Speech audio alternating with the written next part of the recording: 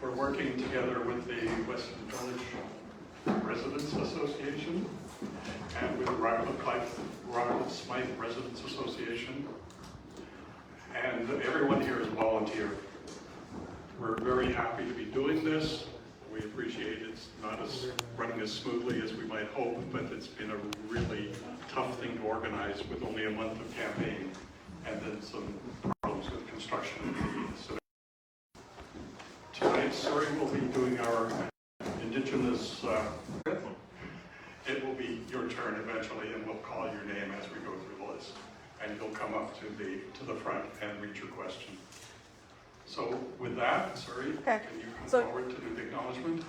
So we are live streaming. I'm hoping it's going to work. There are people that have just joined us. They're watching. So be on your best behavior, please. This is the land acknowledgement. We would like to acknowledge that this community is situated upon traditional Indigenous territories that include the Wendat, the Anishinaabe Nation, the Haudenosaunee Confederacy, and the Mississaugas of the Credit First Nations. The treaty that was signed for this particular parcel of land is collectively referred to as the Toronto Purchase and applies to lands east of Browns Line to Woodbine Avenue and north to Newmarket. We also recognize and respect the enduring presence of Indigenous peoples on this land. Weston is situated on what is commonly known as the Carrying Place Trail. Thank you, Surrey. Now I'm going to turn it over to Dave, who's our moderator tonight.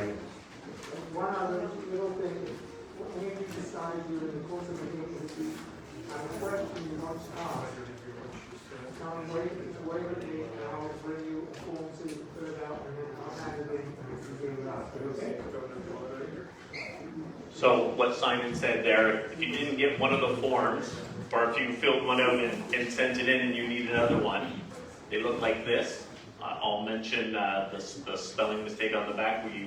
We're recyclers, and it says the federal government responsibility should say provincial on the back. And then just fill in your question, okay? And make sure you say in the upper right if it's for all candidates or a specific candidate that's taken the time tonight to come and give it to our staff over there on the right, and they're going to go through and pull them all and group them all so the same question isn't getting asked again and again. Tonight's debate ends at what time, Mike?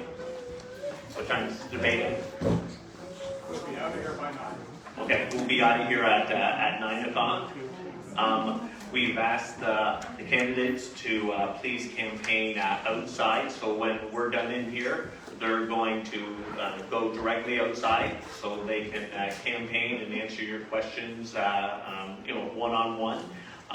We're going to start with opening remarks. We're going to give each of the candidates, which we put in alphabetical order here, 3 minutes for their opening remark. Sherry up front, she's got 2 cards there. She's going to give a 15-second warning card, okay? And then when the time is up, red comes up, and please follow the cue cards, and that will make this go through pretty quick. When we get to the questions, while we're talking about timing, a non-direct question, meaning that it's for all the candidates. We're going to do a round robin. Tom's not always going to start out, and Faisal's not always going to end, and Nadia is always going to be third. We're going to switch it up, so it's all going to be in a different order format.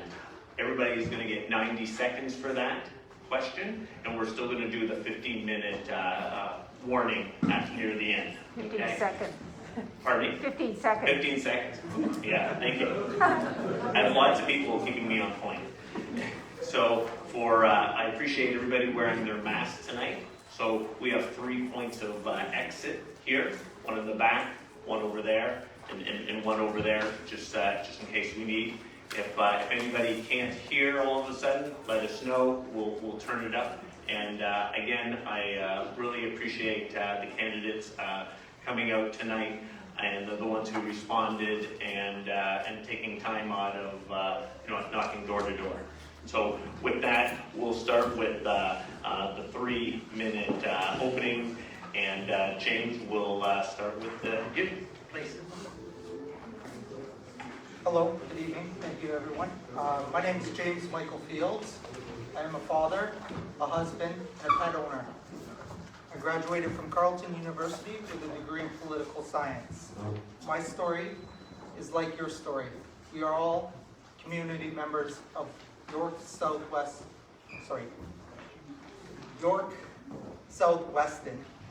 And my roots here were established by my grandfather in 1961. We have a common goal, to elevate the quality of life for our loved ones and our community. This vote is not about self-serving political parties, but about political service to the community. I promise to listen and treat you with respect and honesty. Please remember, the definition of stupidity is repeating the same mistake over and over again and expecting a different result. Together, as a community, we can work together to build long-term prosperity for all of us. Thank you.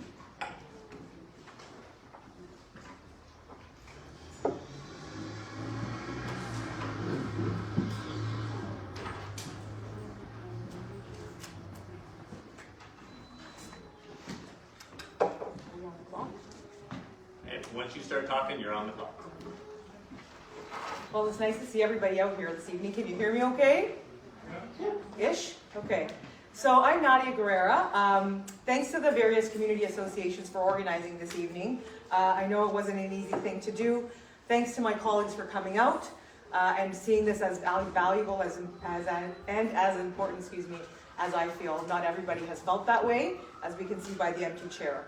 I am running as our Ontario Liberal candidate here in York South Weston, where I live and where I work. I'm a high school teacher, and I've been doing that work for the past 20 years, serving Ontario on the front lines of its future, and over the past several years doing that right here in our community at Chaminade College. I've also served our community as an advocate throughout the COVID-19 pandemic, working with Women's College Hospital and Unison to do vaccine outreach at hotspot areas in our community, and also working with local businesses to host vaccine clinics. And so I've gotten to see firsthand the impact of poor leadership and how this government has failed. Mr. Ford and his Conservatives have not done anything to help our children, our seniors, our small businesses, and in short, they haven't done anything for this community, because where they could have invested, they've chosen to make cuts. They've cut $1.3 billion from education. They've left our healthcare workers burnt out, tired, and underpaid, leaning many of them to leave their jobs and their professions entirely.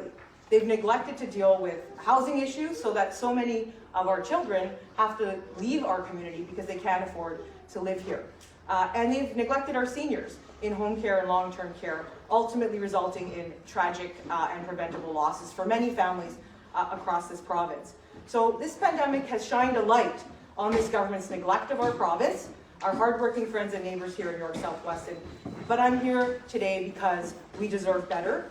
We deserve a government that actually believes in us, one that will do its job and invest in Ontario's most precious resource, its people.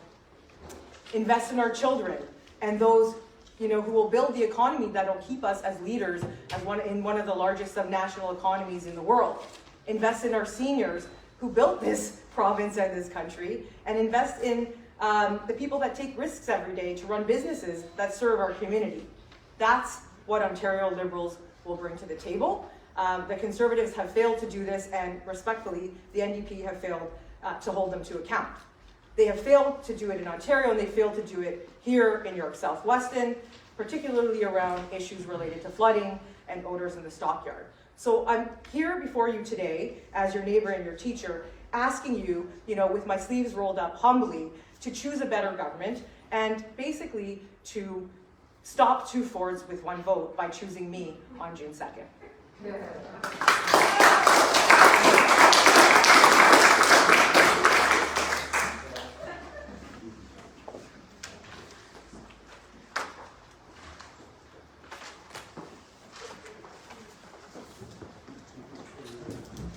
Hello? Yep.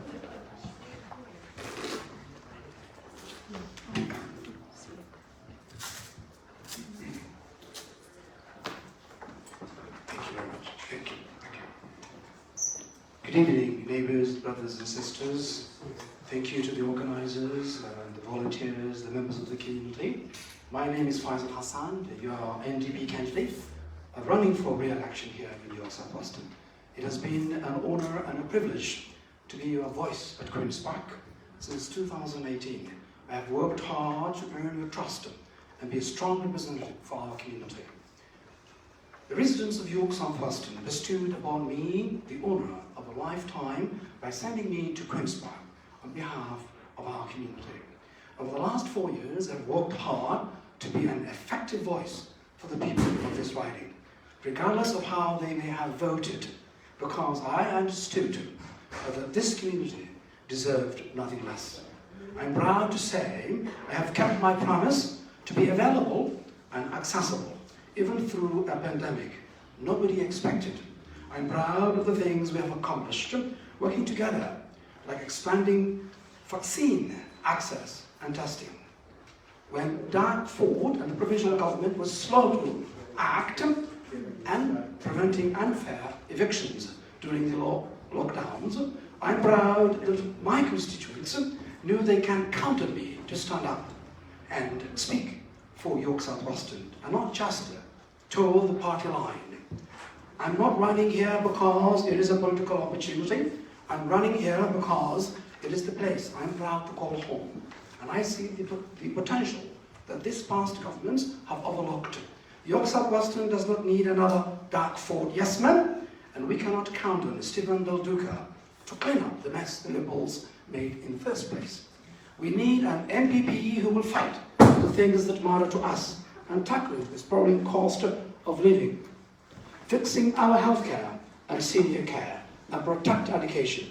I'm running again, this time, to be part of government that puts the people of York South Weston at the top of their priorities. A government that will stop the cuts and protect the services that our communities depend on. For far too long, York South Weston has had to fight the provincial government to get things, to get its fair share. Whether it was a community benefit for the Eglinton Crosstown under the Liberals, or vaccines and testing under Doug Ford Conservative government. It is time we had a government that saw us as a partner and not as an obstacle. You can count on me to stand up for our community, to stand up for York South Weston. And I hope I can count on your vote and your support on June 2nd. Thank you.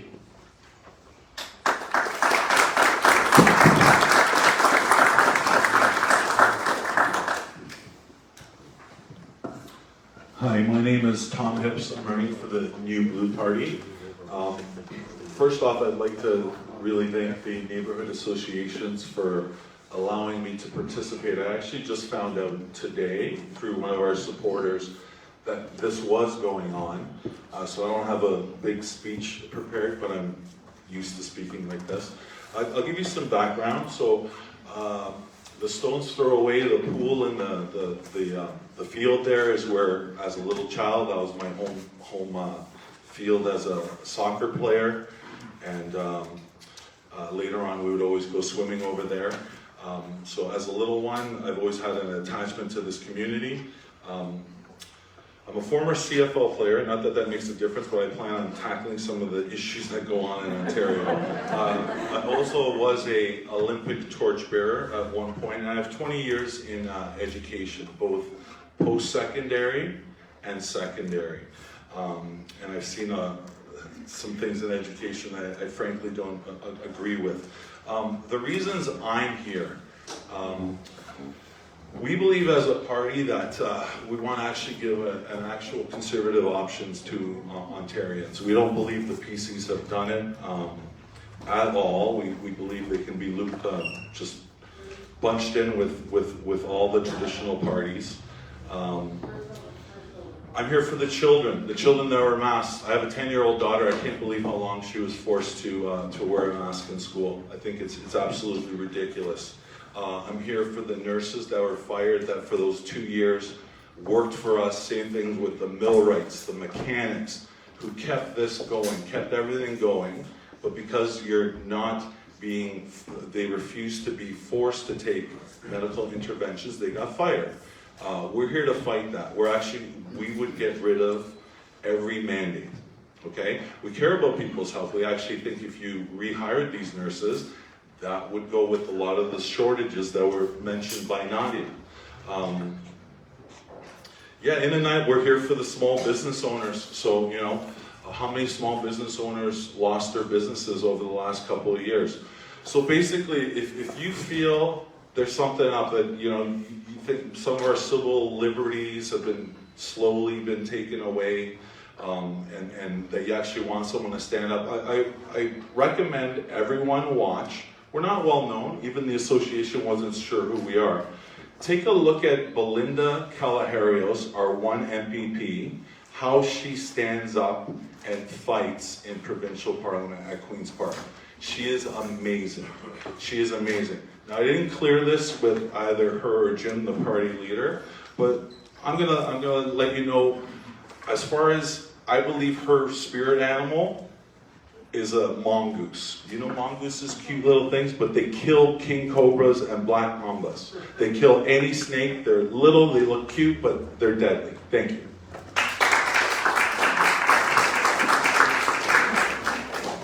Thank you, everyone, for your opening statements. I'd also like to do a shout out to the Weston Baptist Church for the beautiful facilities tonight. Thank you very much, John, for letting us do.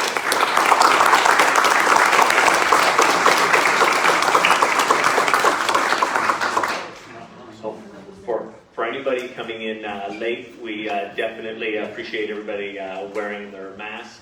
We are live streaming. We've got a gentleman also recording, just to make sure, just to be aware of that. We're up to 80 people in here right now. I'm still comfortable with this number, and we've got some chairs spread out, and we'll have ushers try to get them to those empty chairs. And so what I'm going to do is I've got some questions here already, and then do you have a question after that? Table? Yeah. Great. So we'll start off the one that's in my hand here. It's from Sherry Hurst, and it's to all candidates. And we'll start with Tom, and we'll work our way to me. And then again, you've got 90 seconds for each. What would you do to protect the environment and built heritage from massive development in the future? We definitely have a contrarian view as far as some of the environmental stuff in this way. So for instance, we believe that starting with the Liberals and now the Conservatives have gone and continued the debacle with our energy and our hydro, right, making our hydro rates skyrocket with all the windmills. We actually propose to get rid of those windmills.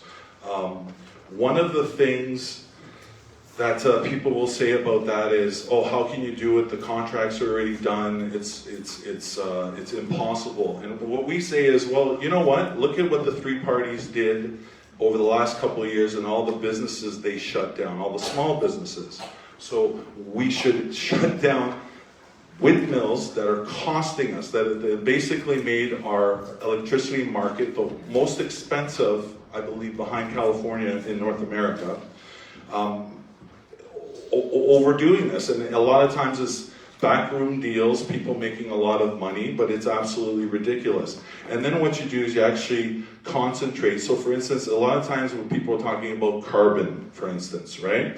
Well, at the same time we're talking about carbon, and this is more of a federal issue, but we're dumping raw sewage into the St. Lawrence River, but then we're talking about carbon. So we would actually reduce, we'd get rid of the carbon tax ourselves in Ontario. Thank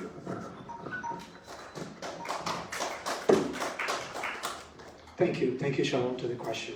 Heritage is in the heart of our community. As you know, in Weston, we have so many heritage facilities and houses and areas that we need to protect and preserve. And we need also to make sure that the environment is number one issue for us. because the environment is really important to us, and we've seen the crisis of the environment. What we are proposing, the Ontario NDP, is first to reach the net zero emissions for all new buildings by 2030, plus a retrofit program that will also benefit men or create jobs for the future and jobs for the green economy. Also to clean water for every Ontarian. You know, we know that a lot of Indigenous communities don't even have a clean water. We need also to make sure that also we are committed to a just transition into ensure no communities are left behind in this new industry and this new environment. Also, we need to protect the green land. To do that, we need to also cancel the highway 413 and Broad bypass to make sure also we use those money, wasted money, into important priorities in our communities. Also, we are planning to plant 1 billion trees by the year 2030 to improve also recycling and targets working with municipalities and also producers. Thank you.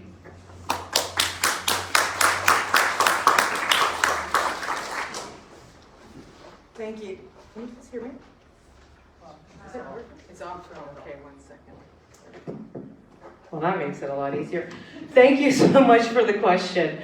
A question that involves the environment and heritage speaks to my heart as a teacher of geography and environmental studies and history for the past 20 years. Let's start with this community. I've been going around and speaking to a lot of people in this community. I've been at community meetings, and I'm aware of the needs of protecting our heritage green space in this community, whether we're talking about Smythe Park, Piran Park, the Eglinton Flats, the Humber River, and so on. But we also need infrastructure development projects, and those are happening here. So how do we do it? Ontario Liberals plan to do it by ensuring that we scrap municipal zoning orders, which the Ford government has used ad nauseum to override the values and things that we hold dear in our community. So we'll get rid of those.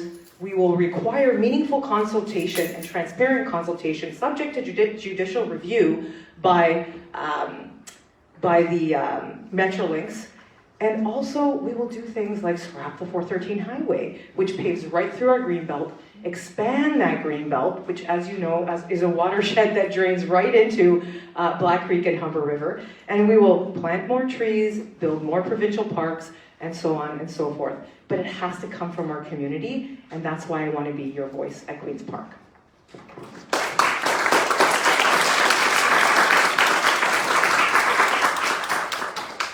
So these two topics in themselves are very broad. The first thing I will address is the heritage issue and development. I would consult with the community and understand what is unique and the properties that make that structure a heritage building, and work with current developers to incorporate that into their developments.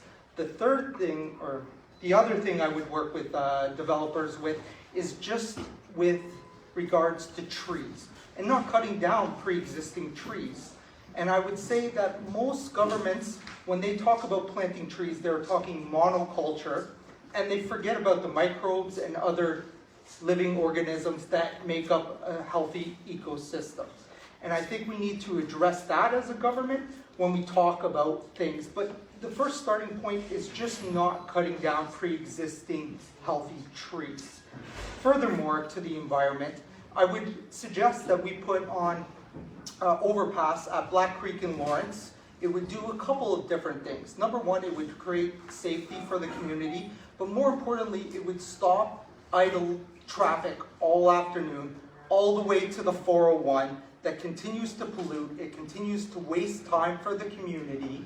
It needs to be done. Thank you.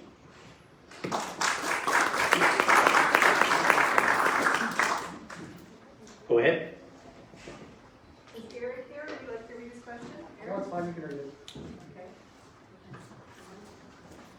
And then who's after Eric? Then we have Bob. Did you want to read yours? And then Bob, you're just on deck, okay? So we'll start with Eric, though. So the order we'll go with for the next question is as Nadia, then Tom, James, and then Faisal. This is from Eric. Almost 1 in 5 Toronto households have issues with flood security. Food security. According to the latest CPI from StatsCan, food has increased by almost 9% last year. How would you fix this problem? And we're going to start with Nadia.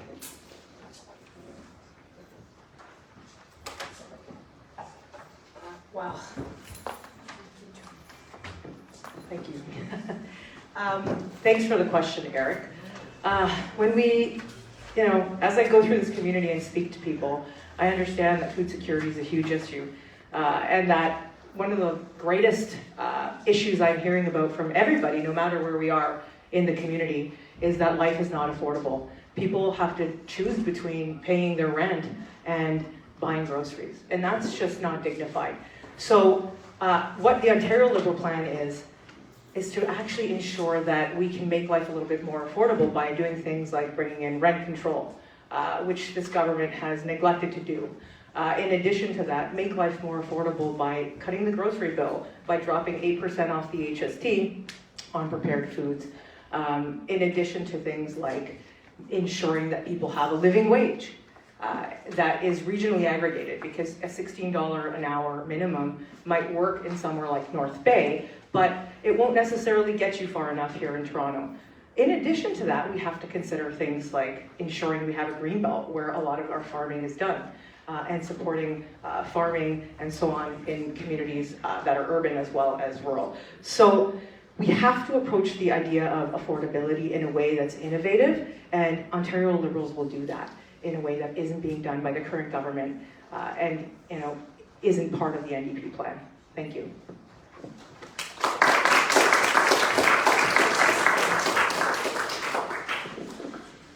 Okay, so as far as food security, I believe the best way you'd be able to have food security is if you have more money in your pocket. So what we propose to do is we would not just cut the HST on going out for a burger and it being under 20 bucks.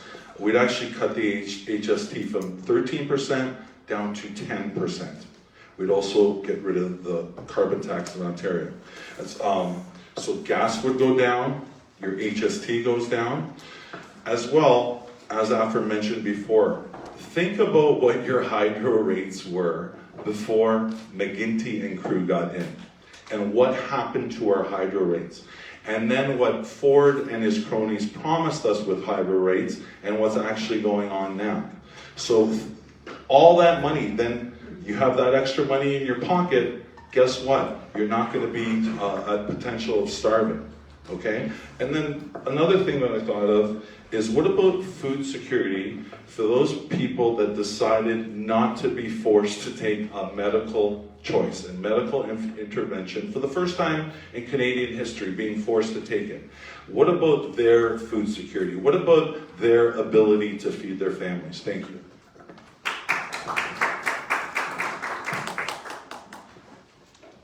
Thank you, Eric, for the question. And it's a shame that many members of our community are relying on food bank. And this has went for too long, and we need to do something about it. And one of the ways we can do that is, first and foremost, to deal with the issues of affordability and cost of living. And that is also increasing the minimum wage to $20 by 2026, and will restore also a real rent control and ban rent evictions, which also affect the cost of living and the quality of life of people. We will also regulate gas prices, as you see that the Conservatives and the Liberals are on the same page in this file by saying that they're going to lower the taxes, but that won't pass on drivers and also to consumers, and that's why we need to regulate gas prices on that, and also reduce auto insurance, which is also part of the affordability issues in that, by reducing quickly 40% and ban increases for 18 months, and also expand also dental care, mental health services, and also thermal care. that will also ease on household budgets as well. We will also work to lower hydro rates by restoring public ownership and connect to Manitoba and Quebec for cheaper and power imports. Thank you.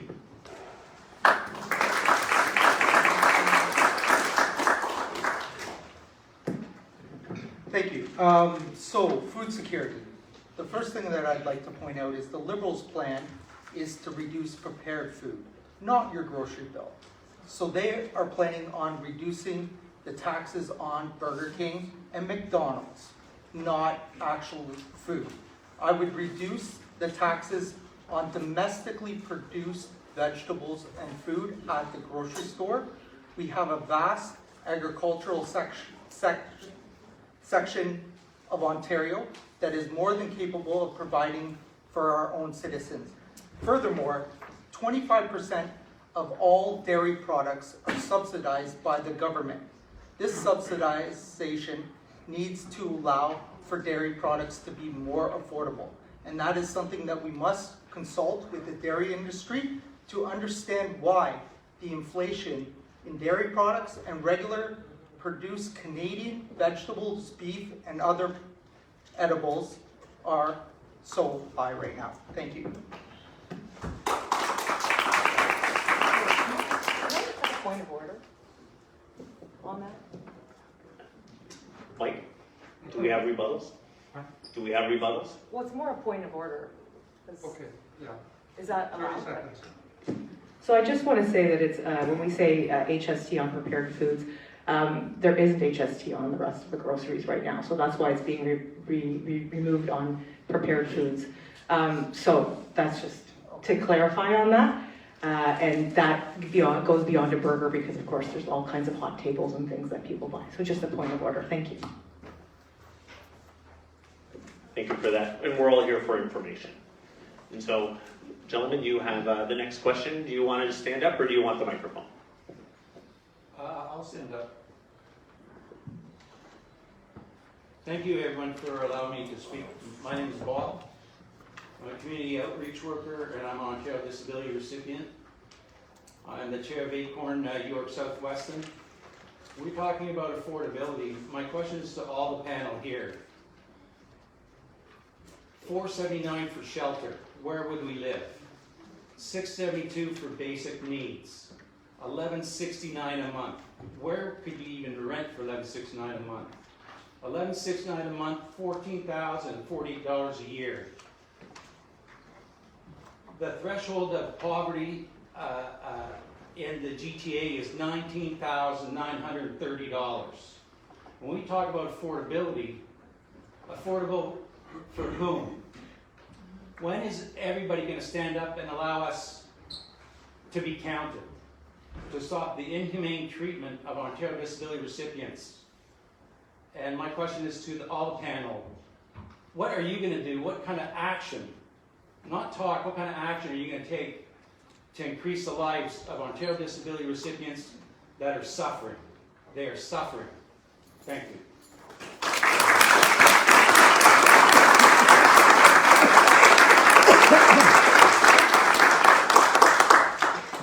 Great question. We're going to start with Faisal, then James, then Tom and Nadia.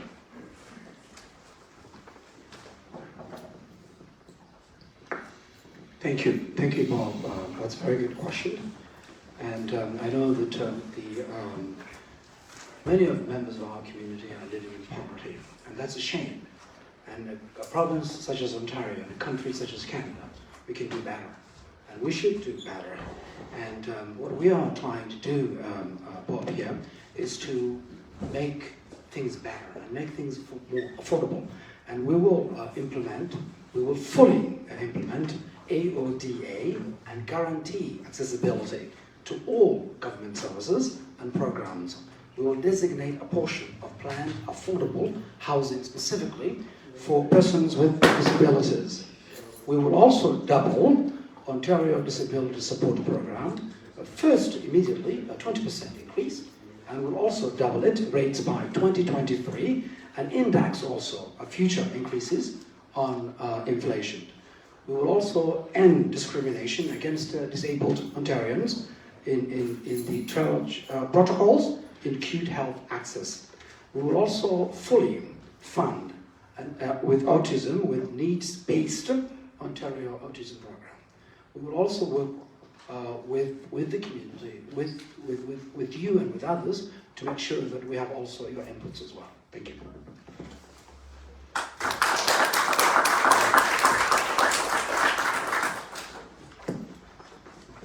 So, just to start, I would say that all of the parties have a objective of raising the minimum allowance for disabilities. I would say that that rate should be above $2,100 per month, for sure, without a question. The other issue becomes the affordability of housing.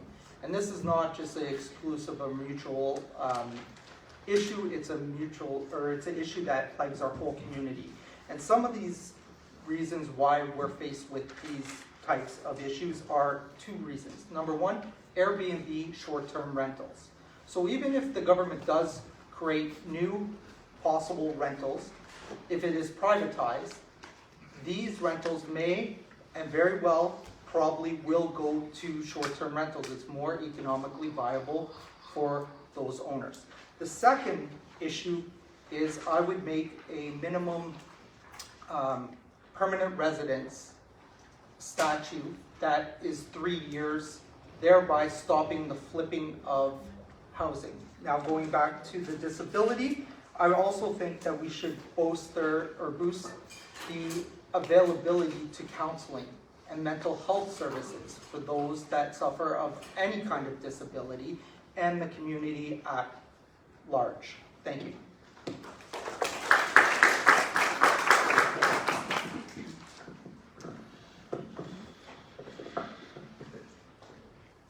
I feel for you. I feel for you. I honestly think the answer, as far as when we talked last time about food security, ties in with this. Completely ties in. So things are just getting way too expensive for everyone, and in your case, it's just amplified with the disability. So just in general, and what I'm going to do instead of, so as far as this part on our platform, I'd have to go back and actually go in, and I would talk to Jim and Belinda, the leaders of the party, and I'd come back to you with specifics. So I'm not going to lie to you and make something up, so on specifics, but just in general affordability.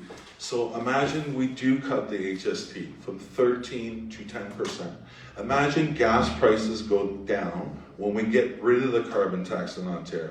And imagine your hydro rates go down as well. It will certainly help.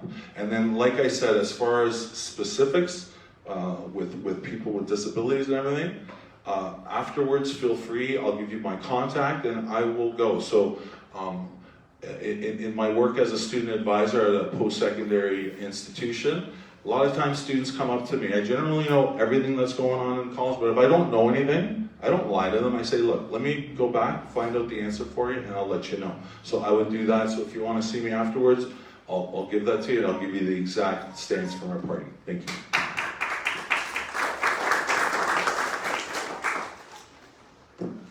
Thank you so much, Bob, for the question. I know it's increasingly difficult, and especially with people who are living on Ontario disability pension. So let's step back for a minute, because I think raising the ODSP rates is just the beginning of the conversation. And so Ontario Liberals have committed to raise that by 20%. But we have to look further than that. In addition to that, it's the overall approach to affordability. So how can we make life more affordable writ large? That $1 a ride transit is a big deal. That if we're dropping it from $3.25 to $1, that's saving people $2.25 per ride every day. That's going to help with affordability. I was one of the first candidates to sign on with and endorse universal basic income. And I actually spoke at UBI Now conference over at, not a conference, rather march at Queen's Park. And so bringing in things like universal basic income reinstating that pilot so we can learn from the actual studies and how it's affecting people's lives, in addition to raising the ODSP, bringing in $1 transit, raising the old age pensions for the most needy seniors by $1,000 a year, as well as the grocery bills and so on. It's an entire suite to an approach to affordability that's going to bring dignity to people like you and everyone else in our community. Know that I'm listening, and I'm going to continue to champion for people like you, and it will be my pleasure to listen and learn and grow and push for more. Thank you.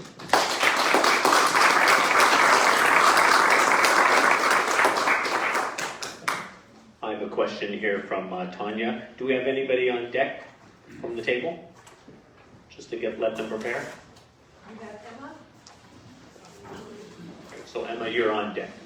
So Tanya asked all the candidates, York South Weston has a history of flooding. What investment would your government make to fix this catastrophic flooding?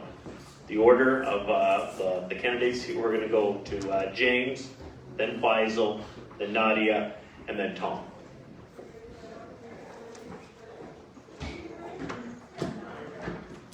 So I myself have experienced flooding because of the poor urban planning that is taking place.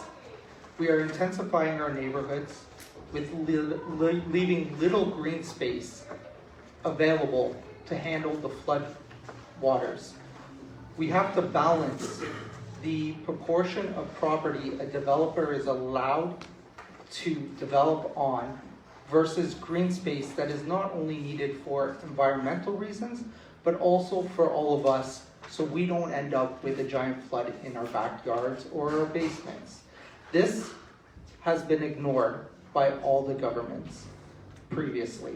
They are taking money from big corporations and developers, and they are developing 90%, 85% of the property, and they are building monstrosities of high-rises everywhere around us. So I would stop that. I would consult with the developers and have a smart urban development plan that is more proportioned to our community. Thank you.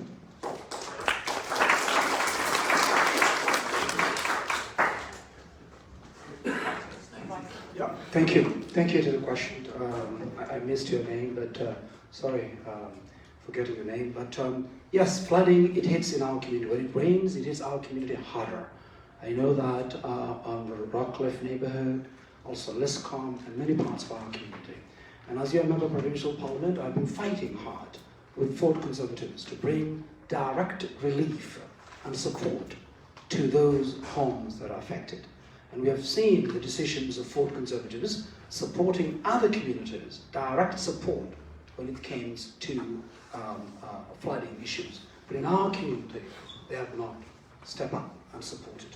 I have continued to make sure also as an NDP government, we will also invest in infrastructure. And the infrastructure, the problem we found out when I was elected is that there were many money that have been spent also on infrastructure, especially in the case of Liscombe, in neighborhood up on Maple Leaf. There, they have, the city invested money, the provincial invested money, but that money, when they did the infrastructure there, and then the rain came, and then the problem was the same. Well, the problem is the engineers, the city engineers, are not also doing their part. So what we need also to look into all those resources invested in flooding, to investigate and find out solutions to fix this problem. Thank you.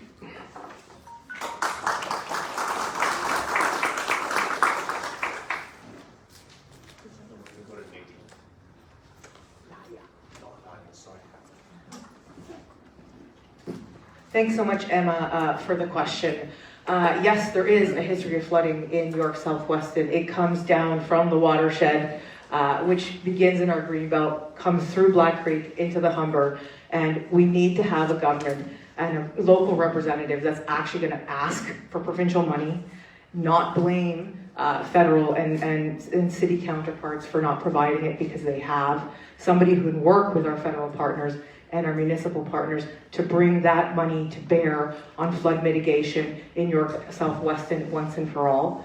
It has to involve expanding the bridges at Jane and Scarlet. It has to happen immediately, as well as planting more trees and so on in Smythe Park and other areas.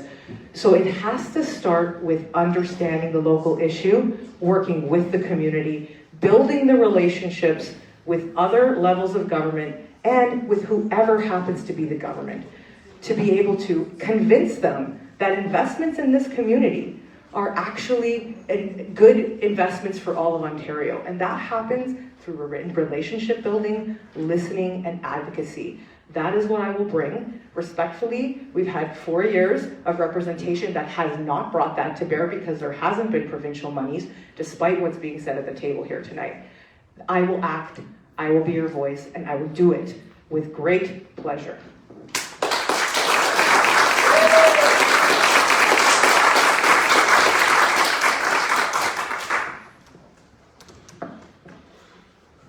So the question makes me think of like when I go walking with my daughter in Raymore Park and you see the signs about the massive flood where that was it Hurricane Hazel, correct? Yes.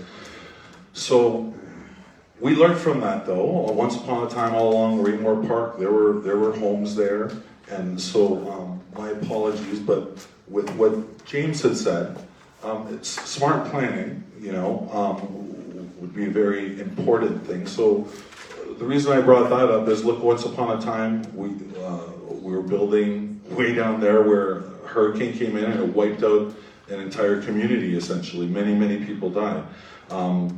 It's learning from what's going on. That Humber watershed, absolutely. So planting more trees, taking care of that, and in certain ways,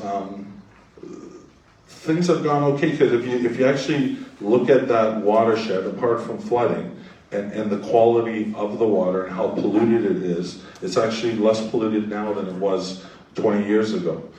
So there have been improvements. Okay, yeah, thank you.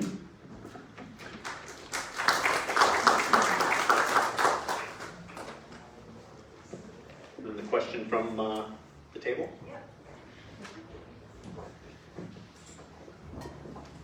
Okay, if I can ask this one. Throughout the pandemic especially, we have seen a rise in mental health issues, especially in schools. We've also seen those specific healthcare services stretched to the limit. How do you plan on addressing this? Great question. We're going to go with Tom, Nadia, Faisal, and then James. Amazing question. Thank you so much. So mental health, and specifically in school, so I can tell you personal experience. So my daughter is on the autism spectrum. She's 10 years old. Amazing young lady. It was hard for her. It's getting better, but this whole pandemic has been really tough. How do we make improvements? Well, we make smarter decisions. So you're going to see a rise in mental health problems, especially the ones that were really little, about a year to 2, 3 years old during this pandemic, and having grown. They are so delayed verbally. If you look at the experts and they actually read what they say, these children were super delayed. And as far as all the mandates and everything are concerned, we believe mental health will improve if you get rid of these mandates. Like, look at the amount of overdose deaths there have been across Canada, right, during the pandemic, the amount of mental health issues among students, and never mind the adults. So I truly believe getting rid of that nonsense, going back as much as we can to the way we all were used to living as humans with our own choices without forced medical interventions will do a lot for our mental health and our children's mental health. Thank you.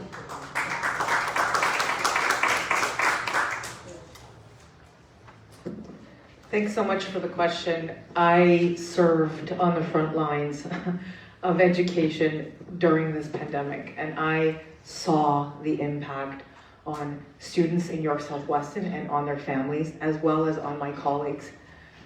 It is imperative that we bring in a government that wants to invest in education. It starts by taking that 413 highway and using the $10 billion that would build it and investing it in education, in infrastructure, dropping class sizes to 20, hiring 10,000 more teachers, another 1,000 more mental health workers, ending wait times because suddenly we have people to actually do the work.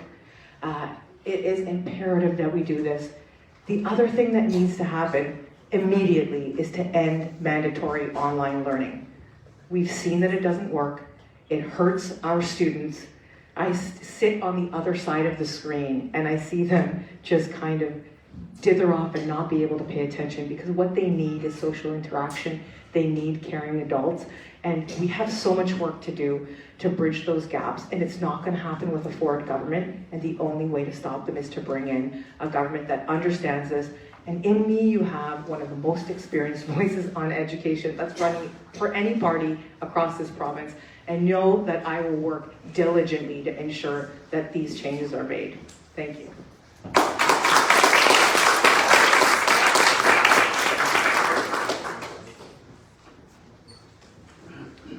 Thank you, Julie, to the question. And I think mental health is healthcare.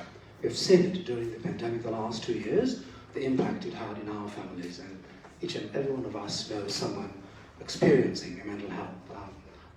That's why the New Democrats are actually including OHIP, OHIP including expanding OHIP to include the services and care and therapy into including OHIP. The Liberals don't support that, and it's very important that our healthcare is not only, it is from head to toe, and mental health is also a component of that.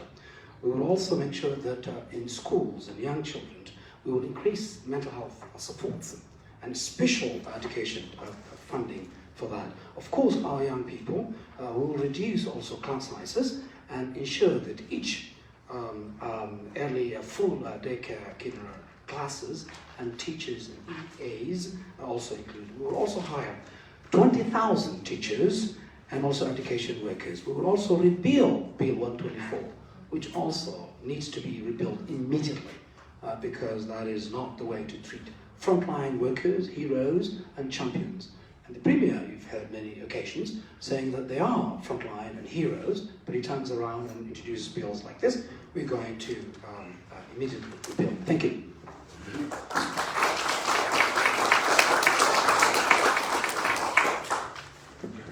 So as an independent, I get to cherry pick the best of the best ideas. And Faisal, I would agree with including mental health services under OHIP as a brilliant idea. Furthermore, when we're talking about education, we need to allow the parents to access these mental health services as well, because a healthy home equals a healthy child. We also need to increase our, or reduce our class sizes. However, I don't think the current government realizes what an average teacher's salary is. The average teacher's salary is $550 per contract working day.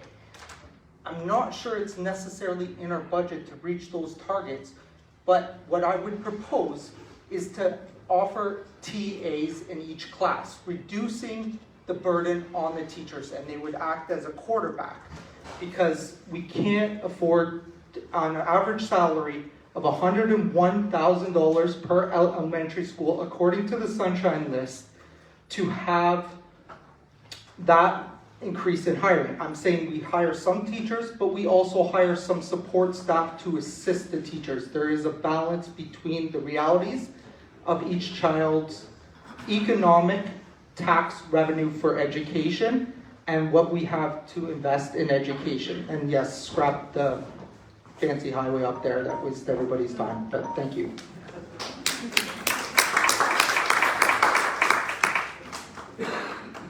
Do we have somebody on deck? Do we have Besar, Yusuf, and Heather? Are they still here? Can you read my question if that's okay? Can you read mine? We can give them to the moderators. Moderator, please. Thank you.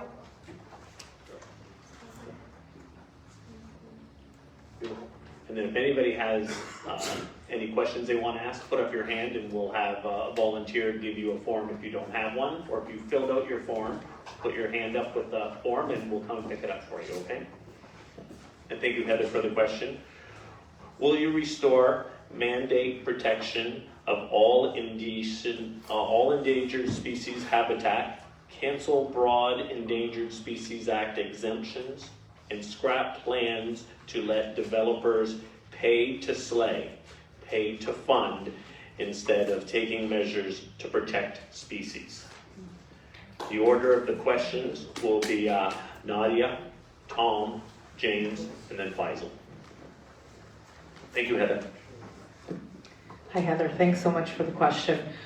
So, zooming out here, I can see there's an urgent need in Ontario to have a government that actually values anything that's our natural environment, and currently we don't, because if they did, they wouldn't have used 100 municipal zoning orders to literally pave through paradise and put to endangerment so many habitats and species in Ontario. Our Ontario Liberal Plan is one that will expand the Greenbelt, will build 5 new provincial parks, build 8 billion new trees in 8 million new trees in 8 years, and so on. The protection of our space is very important, which means that any developments that are going to happen that could slay our natural and green spaces and the species that live within them would have to happen with consultation. It would have to happen through transparent processes, subject to judicial review. And that's something that doesn't exist currently, because there's so many people in this community that I've seen stand up for our natural environment and our wildlife. And that consultation hasn't been meaningful up until now from what I've seen, particularly around the Eglinton Crosstown West extension. So we will work with that, and I will be listening and advocating with my whole heart for our green space in this community. Thank you so much.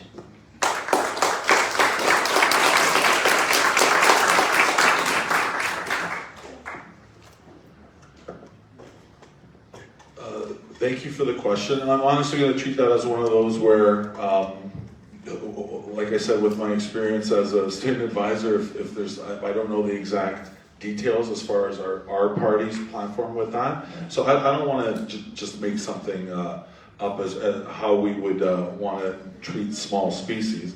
But what I will reiterate is, so say with our plan to get rid of the windmills, sometimes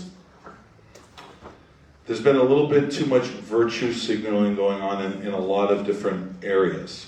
So when you actually look at those windmills and what the Liberals will purport, and now the Conservatives and the NDP are definitely on board, is this is the best thing ever for the environment.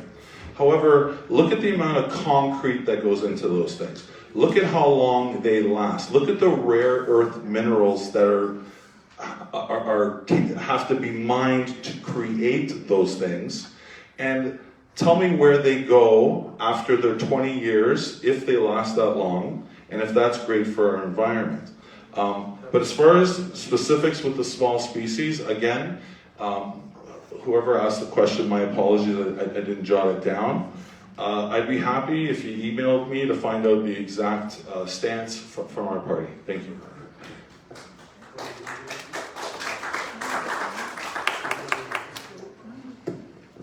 So in short, I would definitely protect all endangered species, period, end of story.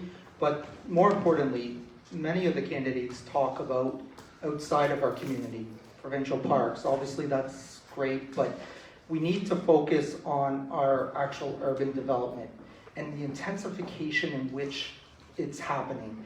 And for instance, all of the 3 parties, Conservative, NDP, Liberals, are moving towards restricting exclusion zones.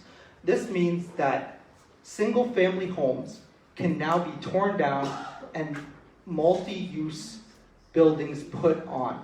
It is removing the protections of our community to intensify regular neighborhoods and further develop land past our restriction areas. So instead of having like a 60% coverage or 50% coverage, we are now seeing 90% coverages. And these in itself damage our own personal environment. And I want to stop that and be rational about how we develop our communities and the actual coverage of development. Thank you.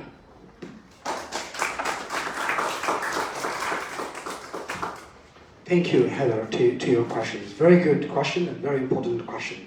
The record of the Conservatives and the Liberals when it comes to environment is horrible.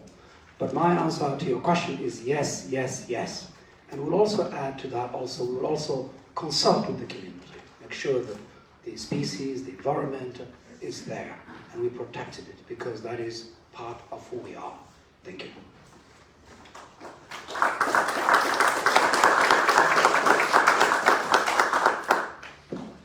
We have a transit question. For over a decade, York South Weston has been fighting to bury the Eglinton LRT underground through our community. The current Metrolinx proposal involves an elevated bridge through our precious greenbelt, which will undoubtedly damage the environment. Will you support tunneling the Eglinton LRT through the Eglinton Flats? We'll go with thank you, Faisal, then James, Tom, and then Nadia.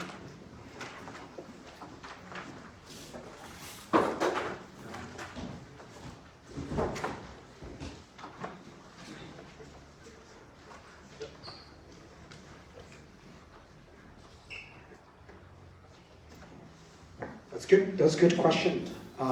As you're a member of Provincial Parliament and as the candidate for the NDP running for re-election, yes, the community and the consultation previously, community was told that in 2016 it's going to be underground and under tunnel, but then with Metrolink, that has become the tool of today's government, has not been very transparent, and we know that how the community has been treated.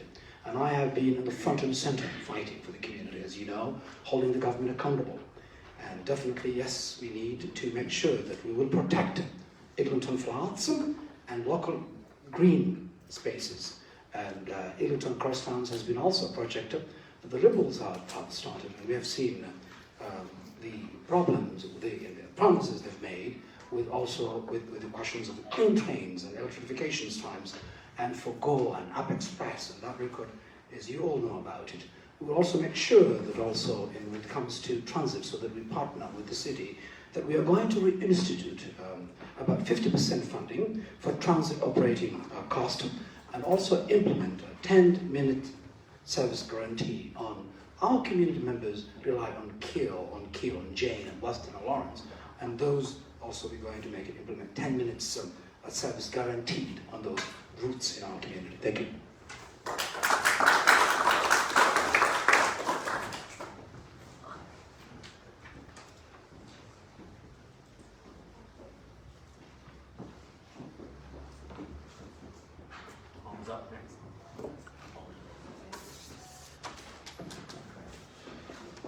Yes, I definitely believe that they should tunnel underneath, that the Eglinton Flats.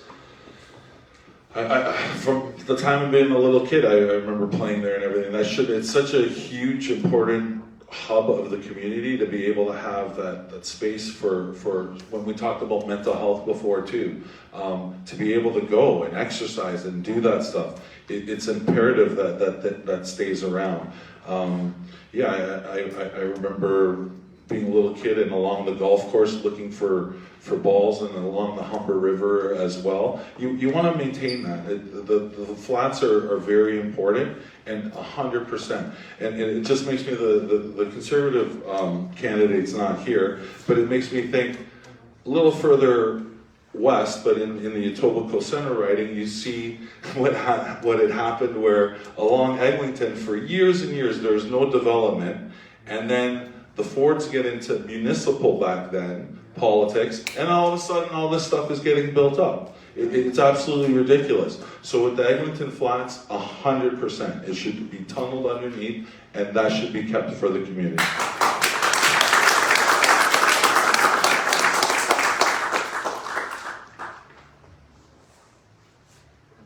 Sorry, it was James' fault. That was my fault putting you out of order. Yeah. The need for transit is a tough choice sometimes because either choice is kind of destroying the flats in some sort of way, shape, or form. However, I do think that the minimal impact to our community would be to tunnel the train underneath. It would not disrupt the actual visual presentation, and it would preserve green space without having a giant obstruction through that area. Thank you.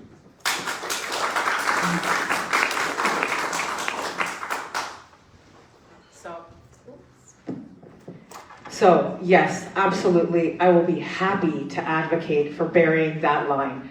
We do not need a 1.5 kilometer bridge that goes through Piran Park and the Eglinton Flats. If they can build the channel between England and France, we can bury this line. So I will be happy to advocate for it. And let's be clear, let's be clear. Meaningful dialogue has not been happening with this community. As your MPP, I would have and I will make sure that those meetings are happening and that our voices are being heard there and that we have a government that's ensuring that that is under judicial review, as I've mentioned before, that those dialogues have to happen the same way and equitably across this city and this province. The other thing I will say is that it's imperative that we continue to push for this, no matter how far this project is along Metrolinx's agenda right now. Because if the community hasn't been consulted properly, then we're not going to get the outcomes we need to do. We've seen in the past, and this is what I said at the meeting at the Eglinton Crosstown West Extension in front of Metrolinx. I said, when we have an active community here, which we do, and we have good provincial representation, and Metrolinx as partners, we can get things done. Like we did with Mount Dennis Station, raising the bridge over Black Creek rather than cutting it through. We've seen this before. This is the precedent. Let's make it happen again. Thank you so much.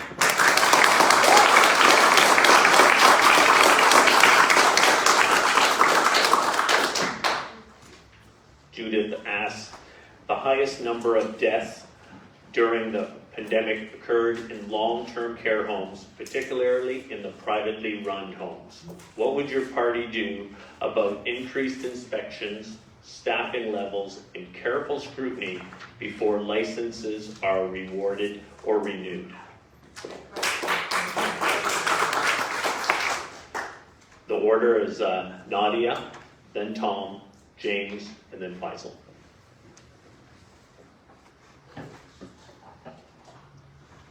This is a sad reality that we have seen light shed on during this pandemic. People ask me at the door all the time, Nadia, what would you do? If you were there right now, what would you do? And I said, make sure the inspections are happening at a time when no one knows when they're coming, and bring back class action lawsuits in this province. The Ontario Liberals will end for-profit long-term care because nobody should be making a profit on the backs of people who have built this province. We will do that. We will ensure that we're investing sufficient money so that people can age at home with dignity in their homes, that their caregivers and the frontline workers, the PSWs who are doing God's work, I know because I helped to care for 2 aging loved ones throughout this pandemic at home. With my dear friend Lucy, and ultimately we will ensure that they're being paid a minimum of $25 an hour, and we're retaining the talent that we have in that sector. So I will be a champion on that because I've seen it firsthand. We lost 2 family members during the pandemic in long-term care, and it's not something we can allow to happen ever again. Thank you.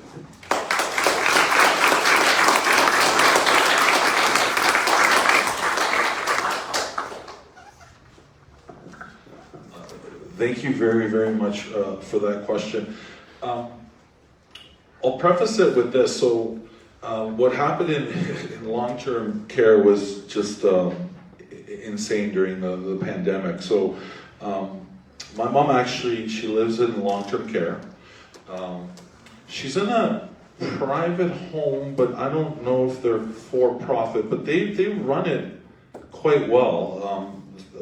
they're of Polish descent, and it's down on Roncesvalles. They want it to be in a home that's, where their background is taken into consideration, their dietary needs, whatnot.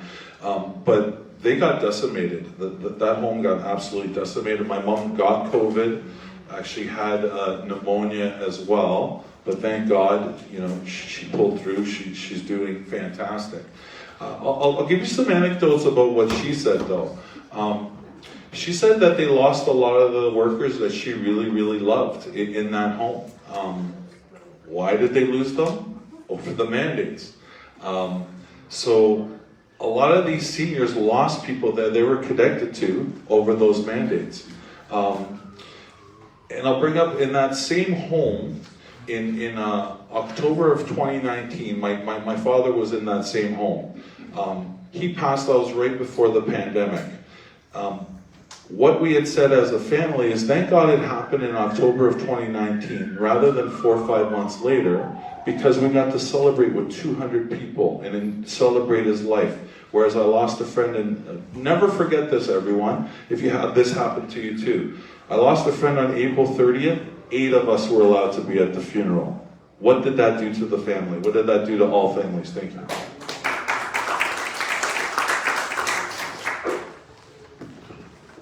I think the whole panel can agree that what happened over the pandemic in long-term care homes was not Canadian, horrific. I have never seen that in my lifetime or anything similar to that in my lifetime. Speaking for our seniors, I think we need to advocate to keep them in homes with their families. And we need to have the support network within the LHIN. This includes more and easier education for nurses so they can quickly get up to speed at the levels in which they need to be. So there's various treatments within senior care, and we don't need to have all of the education maybe necessary for all the clients. Second of all, we need to separate. If you are able to take care of a family member, we need to separate what is income for them versus family assets versus their assets.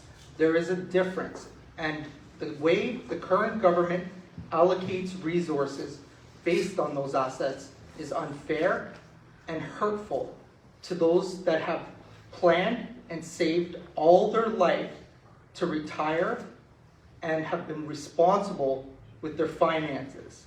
And I think that we really need to look as a community into keeping our loved ones with family. Thank you.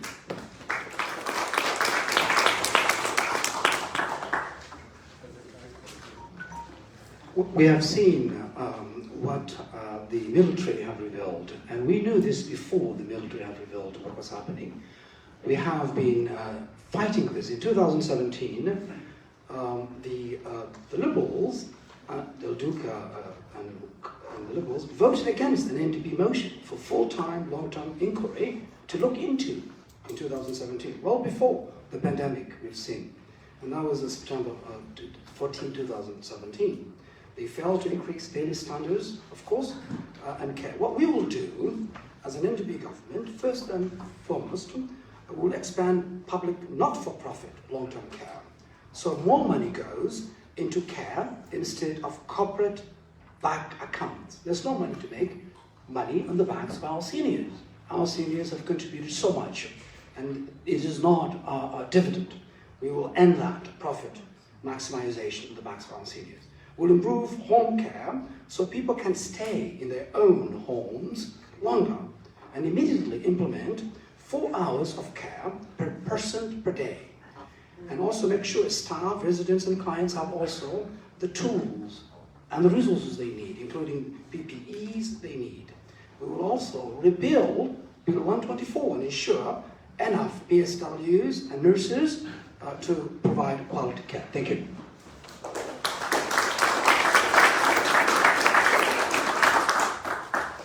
Do you have a question, table? Yeah. while that's happening, if anybody else has a question or would like one of these questions, and get it out, just wave at me and I'll give it to you.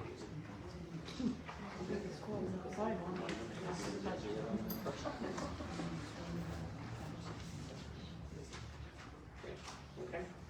Thank you, Judith. The next question is from Rick, and it's about net zero. Do you support provincial, local citizens funding for building retrofits, community renewable energy conversions, electric vehicles to get to net zero? The order will be down the table from James, Nadia, Faisal, and then Tom.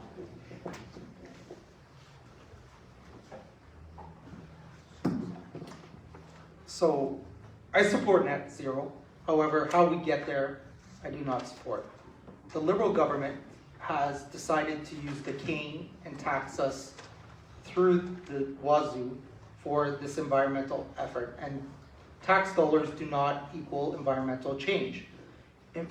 As far as I know, the electric cars are mainly as environmentally damaging as gas excavation at this time. There is something that the Ford government is perpetuating about green steel. And this is like your street hustler telling you it's organic heroin. It doesn't exist. And I think when we look at how we move forward, we need to start to make small changes and not penalize the regular people. When you look at electric cars, Tesla, beautiful car, $100,000. The Liberals will give you a $9,000 rebate if they are elected. I don't have $100,000, so that $9,000 doesn't matter to me. So I think, yes, we need to get to net zero, but we need to do it in a logical way that doesn't hurt regular people within our community. Thank you.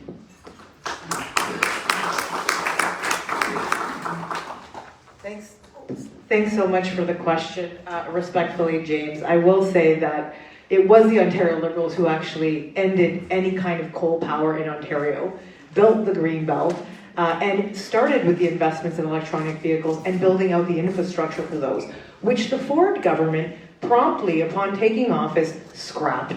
Okay, so let's be clear on the record, first of all. Second of all, yes, 100% towards net zero. You're speaking to a geographer and environmental studies teacher for the past 20 years.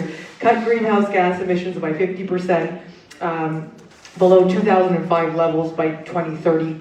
We didn't have to have that carbon tax you're talking about because we had a cap and trade system here in Ontario that was top in the world with 3 other regions in all of North America. We were making money in Ontario. We were leading on electronic vehicles. The rebate is just what we'll begin with to reinstate. And we should be actually designing and piloting those kind of electronic vehicles here in Ontario. Why aren't we the innovators? Why aren't we creating those jobs, those sustainable jobs, and making my students and your children the captains of those industries? That's how we keep Ontario as a leader. That's how we do it in a way that brings us to net zero and makes us global leaders in sustainability. So thank you for the question.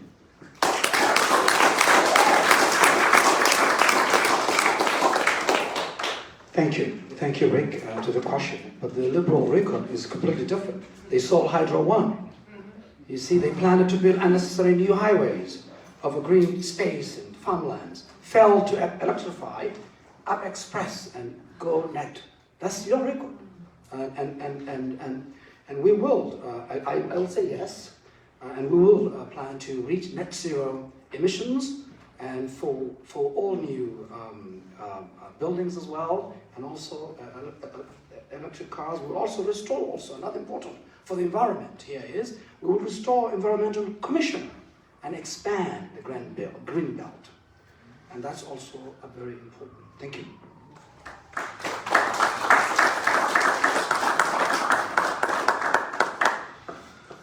I believe the environment's very important, but I also believe that net zero is one of those catchphrases that's like the elusive rainbow unicorn. It's lovely to talk about, But let's look at what's really going on. So look at how many people are in Ontario compared to the global population. Look at what's happened since the time that we've started doing all the windmills in Ontario, what happened to our hydro rates, and then go look at China and how many coal plants they built. So that doesn't help the world environment. It still affects us as well. So it's lovely to talk about net zero, but take a look at the people that talk about it on the news. So you'll get a guy like Justin Trudeau that wants to talk about that too. Look at how much he flies around in a jet. Look at the amount. And then it's, oh, we're going to plant some trees and we're going to do some carbon offsets. So I do think the environment is incredibly important, but you have to take a look at what the priorities are right now. We're having trouble being able to pay rent and get food and then gas. And then we're being told, oh yeah, buy this $100,000, as you said, $100,000 electric car. Yeah, we can all do that. How many can afford that? How many have electric cars in here? But how many of us have had our hydro rates skyrocket and food skyrocket? Exactly. Thank you.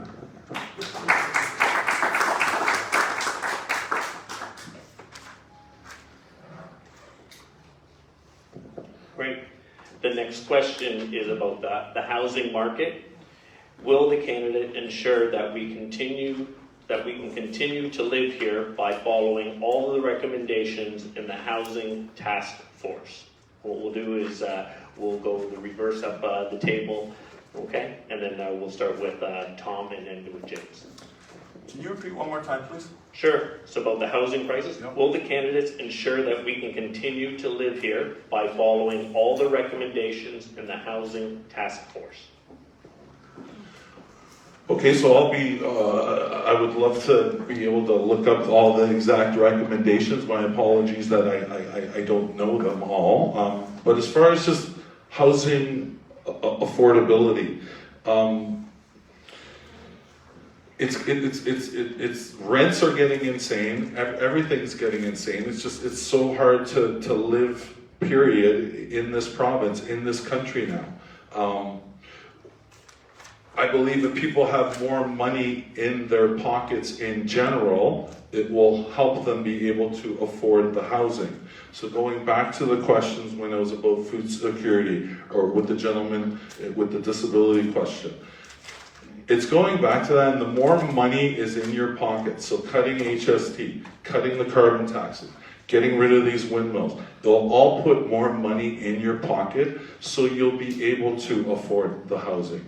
And again, I'll go back into my apologies that off the top of my head, I don't know all the recommendations of the task force, but I'll be happy to look into that. Thank you.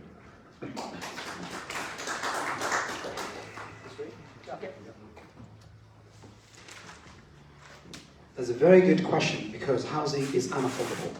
And we've seen it, and because of the neglect, not only the last 4 years, but the last 15 years. We need a bold and concrete solution to this issue. We are going to build 1.5 homes over the next 10 years, making it easier to buy a home and strengthen home buyers' protections, end exclusionary zoning and increase options available for purchase and rental. That we are going to also put 10% equity down payments to allow, if you want to buy a home and if you're able to get a mortgage, then that 10% down payments could be an equity loan to you, so that more people can afford a place of their own. Restore real rent control and end evictions. Increase also more co-ops and non-market rental housing stocks as well. Increase accessible housing and options for persons with disabilities. And we are going also to provide direct rent subsidies to people, because we need to tackle the issue of housing crisis. It's part of the affordability, it's part of the housing cost of living, and we need to make sure also we go after speculators and flippers. And thank you.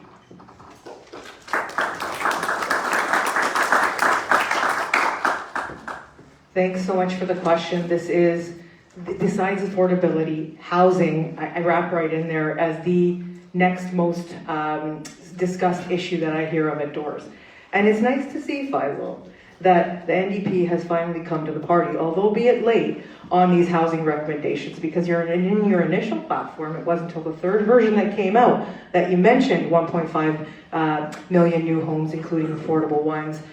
We brought in rent controls. The Ford government got rid of them. We would be bringing them back.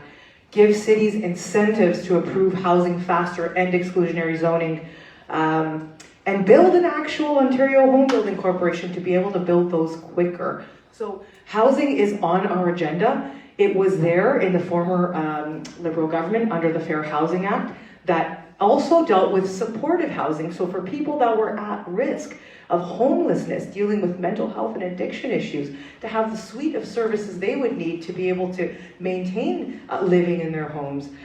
This is all part of how we would approach this. And it's important to note that out of those 55 recommendations that came out of that report, Mr. Ford and his strategy doesn't mention the word affordable housing once. Okay, so he's going to build homes. He's going to build them up by the new 413 highway in the Greenbelt. And it's not going to be ones that our children or our seniors or anybody in our community is going to be benefiting from. We need to bring them here in York South Weston. We have a federal Minister of Housing for the first time who needs a provincial partner, and that's me. I hope you'll choose me on June 2nd.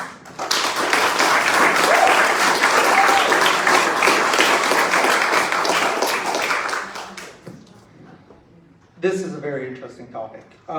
First of all, both parties propose to build more homes. However, we have a shortage of labor, and labor prices are going up. So I don't understand how they're going to be able to balance that without addressing and incentivizing our young children to join trades and quickly move them through the trades, which we have to address first. Second of all, when they say rent control, they mean today's prices. What I propose is a fixed per square foot adjustment to housing across the GTA and in our area. Right now, housing is not affordable. They're going to put rent controls at unaffordable levels and continue down that road. The third thing that I would suggest is to actually have an Ontario Mortgage Corporation, for profit, that goes back into the Ontario government, which removes our dependency on human capital and taxation and diversifies our portfolio. It helps reduce our bond and debt lending costs. And furthermore, we are able to tailor mortgages in different ways to meet our community needs. This would be a comprehensive solution that addresses many issues that the government fails to consider. Thank you.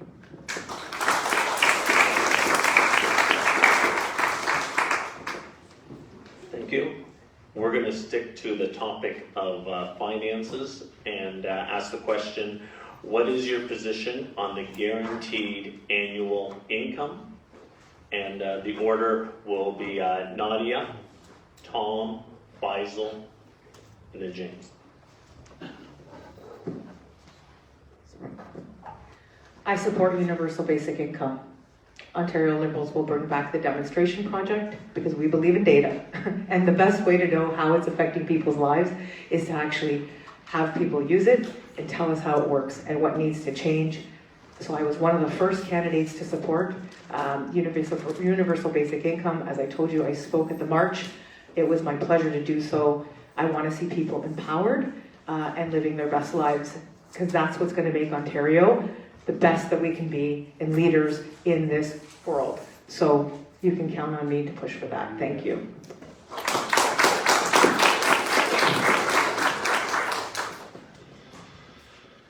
So as far as universal basic income or guaranteed annual income, I believe it's lovely in theory, but how much will it cost? And furthermore, I believe what makes people the most proud, the most prosperous, is actually working. So it's not saying, oh, they're lazy people, don't want to work, nothing like that.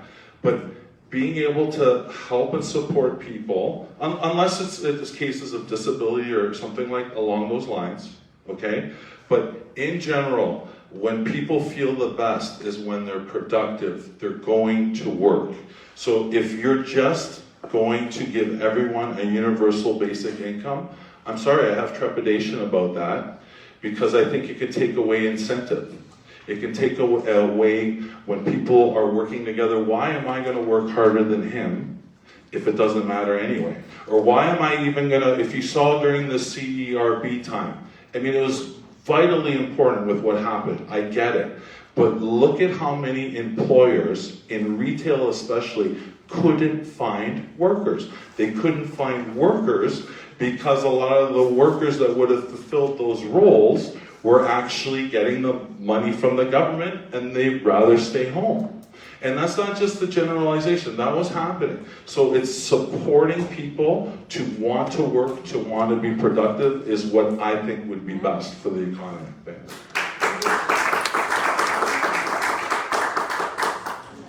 Thank you. Thank you to the question, and I do support it, universal basic income. And I'm also a supporter for the team that is Universal Basic Team advocating. And I think that's very important because most of our members of our community are living horrible conditions. Of course, they cannot, we've seen also people are really struggling. In a nation like us, Canada and Ontario, we can do it. And definitely an NDP government will implement it. Thank you.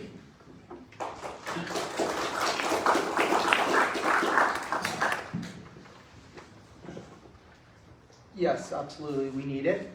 It's a matter of dignity for people.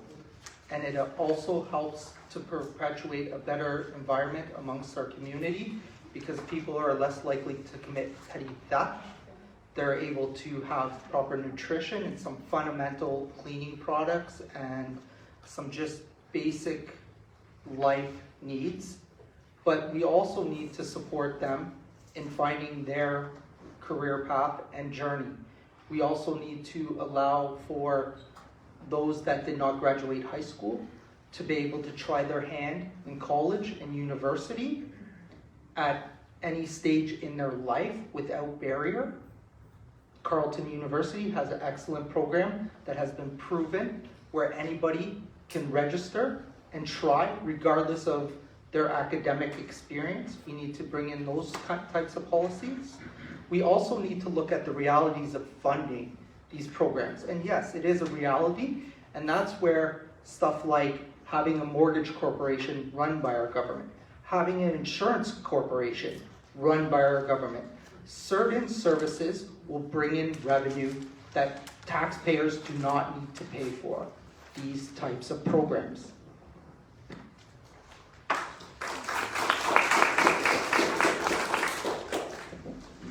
We have a question from Kathy, which is very particular. Everyone talks about the healthcare system failing. Why aren't we talking about rehiring the nurses? I want to hear the point of view on this very particular topic, and we're going to go with Faisal, James, Tom, and then Nadia. Thank you. That is a very important question. Our healthcare is who we are. And definitely, yes, first and foremost, we have to rebuild Bill 124 and implement strategy to recruit, retain, and retain workers, including nurses and doctors and BSWs. Increase also hospital funding and adding also in that program mental health services, dental care and pharma care, to also mental health also care to include all saving thousands of dollars each year. And as I said earlier, healthcare is from head to toe. And shortening also wait times for surgeries and procedures. Dental care and mental health and pharma care will ease pressure also on household budgets. And if you look at it, our healthcare and hiring, it is essential that we have to hire more, healthcare workers, because we have seen during the pandemic the challenges we have in our healthcare, and we need to also hire more and also put more resources into our healthcare. It's essential that we do that. Also, we have to pay well those we call them frontline heroes and champions. Thank you.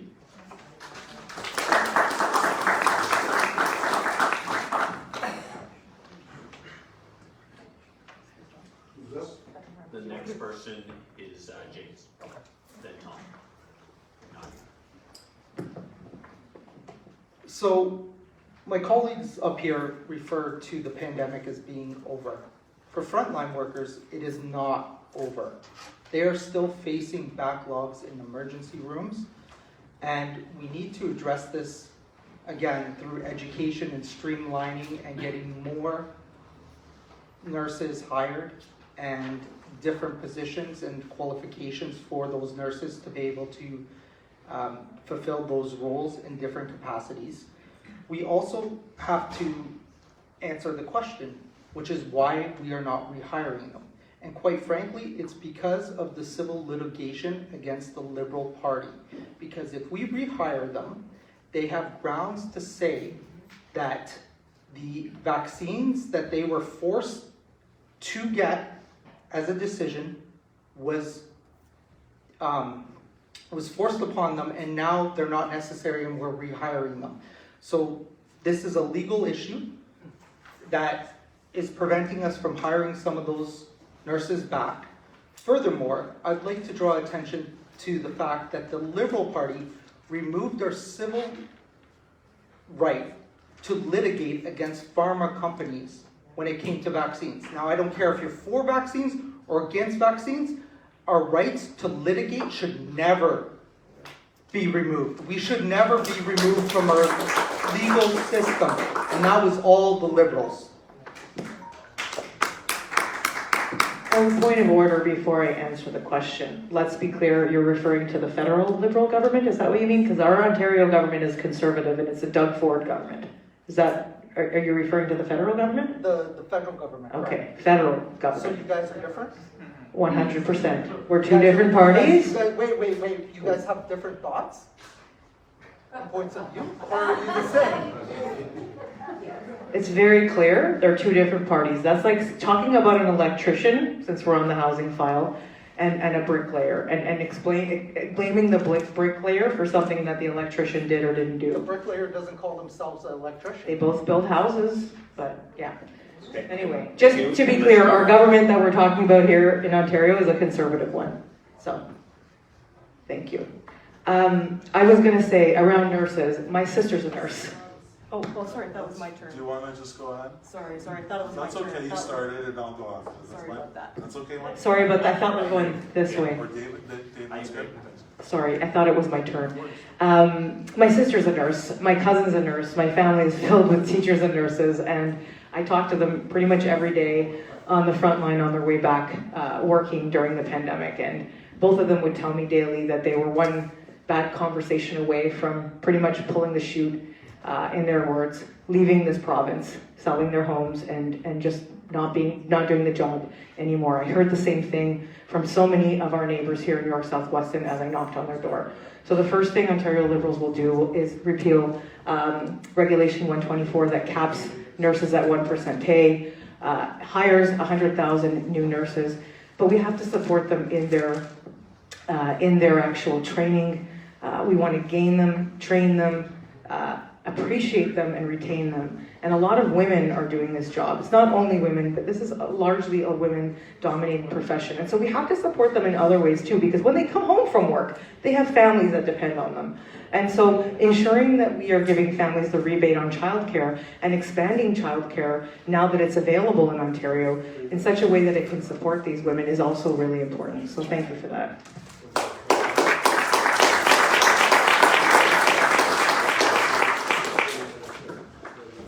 100%, we would rehire all the nurses that were fired due to the mandates. So it was lovely for all of us to cheer, and I want to stand in Queen's Park and say, oh, there are heroes, there are heroes. But then as soon as they weren't willing to listen to being mandated to take medical intervention that had never happened before, they were fired, they were thrown to the street. And it's not just the nurses, but that's something that can be done right away. It is disgusting how they were treated. And then, like I said with my mom at the nursing home, it wasn't just the nurses. A lot of PSWs lost their jobs. So it's fantastic that we want to hire new people to do these roles, and we do need new people. But what about those people, sometimes with decades of experience in nursing, that lost their jobs over this? It is absolutely ridiculous. And New Blue actually has at least two nurses that are in that exact boat. So they are running for member of provincial parliament because they never would have thought about getting into politics, but they got fired over this stuff. So now they're working hard, and I hope they get elected, but they're a great voice. So it is disgusting what we did with those healthcare workers, what we did with lots of different workers. So yes, we would absolutely rehire them.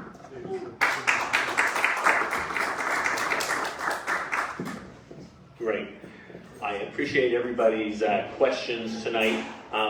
It's 8:42. What we're going to do is we need to be out of here by 9, so we're going to have 2 minutes for closing remarks, and then we're gonna ask the candidates to step outside, and then you can ask them all the questions you want. Or what we're going to do is we're going to have James go first, then Faisal, then Nadia, and then Tom. 2 minutes. Closing remarks. Thank you, everybody, for coming in and attending tonight. I hope that you will consider an independent candidate. An independent candidate can advocate for the needs without party restrictions. Each political party has a party whip, and you have to abide by the party's agenda. And sometimes this inhibits the ability for individual candidates with good intentions to truly represent the community. As an independent, I would have no barriers. I would have equal speaking time. And I would be willing and able to work with whatever party has an idea that suits the community that we live in. It is a different thought, like Uber, like Airbnb, but it is the new way of doing things.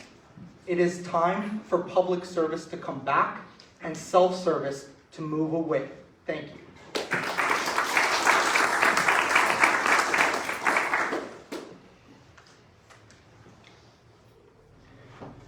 I would like to thank everyone for taking the time out to join us here tonight. And a special thanks to the organizations that put this forum together. New Democrats have a strong, proud history of standing up for York South Weston. Not just your elected officials, but also as your neighbours. I'm proud that I have been able to continue legacy on both counts, whether it is fighting for clean trains, speaking out against a scourge of gun violence, pushing for vaccine fairness and testing equity, or pushing for community benefits on infrastructure projects like the crosstown. New Democrats have stood shoulder to shoulder with fellow citizens to ensure our voices were heard and our interests were represented. But here is the problem. Over the last 19 years, York South Weston has constantly had to fight Queen's Park just to be heard. And that shouldn't be. We deserve a government that sees us as a valuable partner, not an obstacle to overcome. We know that we cannot count on Michael Ford to stand up to Dag, his uncle.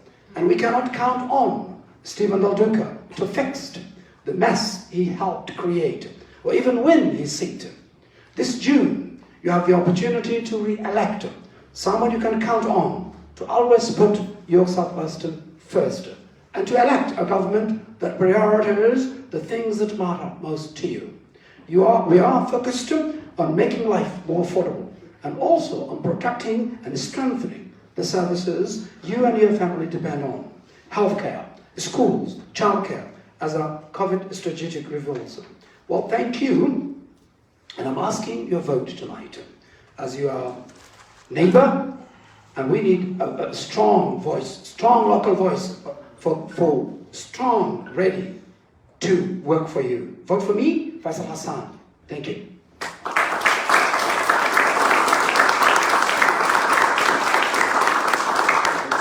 Okay, this time it's me. Okay, thank you. No worries. Thanks everybody for the amazing questions tonight and the opportunity to actually speak with you this evening. What we've seen is clear. This government has failed us. They failed us when it comes to education, they failed us when it comes to protecting our seniors, and they failed to protect our natural environment and preserve our valuable green spaces in this community. It's clear that Doug Ford does not see the connection between investing in people and economic dignity, and this is a problem that needs to stop. We need a government that believes in people and communities, and the Ford Conservatives do not. This is why they make cuts, neglect seniors and our small businesses. They don't see the connection between these things and building a globally competitive economy. That's why making the right choice this election is vital for our future. 2 years into the pandemic and 22 years into a new millennium, this is our moment to decide what matters, to be visionary and to be aspirational. We need a government that knows that it's their job to invest in people and public systems. One that will build an education system that treats our children as our brain trust, and one that will build a healthcare, home care, and long-term care system that helps our elders to age with dignity. A government that values our green space and moves forward sustainably. We all know that from the past 4 years that Doug Ford's Conservatives are not this government, and they will not get this done. And the NDP did not hold them to account and will not prevent them from forming another Conservative majority. Only the Ontario Liberals can stop Ford. I believe in York South Weston. That's why I'm asking you to choose an Ontario Liberal government that will make life more affordable and invest in us. So, the choice is up to you, but if you vote for me, help is on the way. You will stop 2 Fords with 1 vote, and together we will build the province that we deserve. Thank you.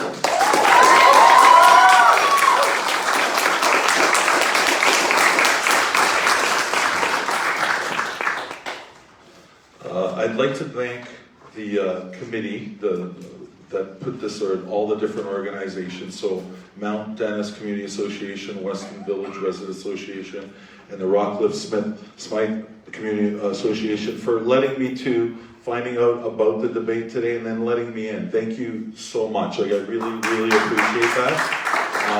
And thank you to all of you for showing up, whichever way you vote. It's amazing that you're coming in here supporting democracy, and kudos to you. When Nadia and James were talking before about, I agree with you 100% on the parties not being, because we consider ourselves, the Conservatives, as a provincial arm of the federal Liberals. So I agree with you 100%. Just because federal and Liberal, you might have the same names, it doesn't mean that that you're the exact same. So essentially, we believe that the Conservatives, like the Liberals before them, have been greatly overspending.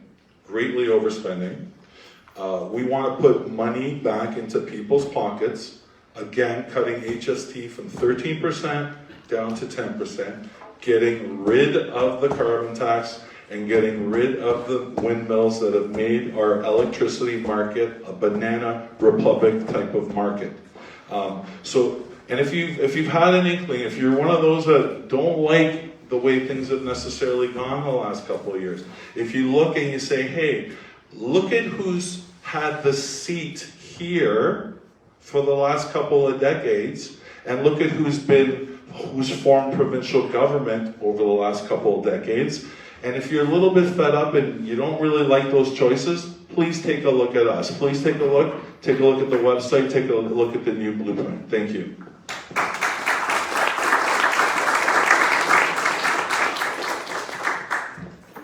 Great, thank you guys.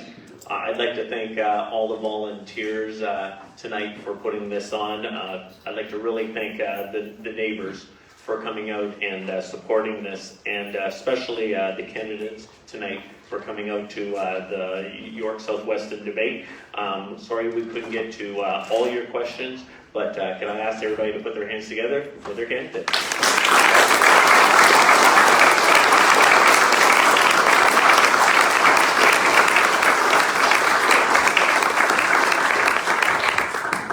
And the biggest thing on this election is talk about what you learned tonight and get out and vote on Thursday, June the 2nd. Thank you very much for coming.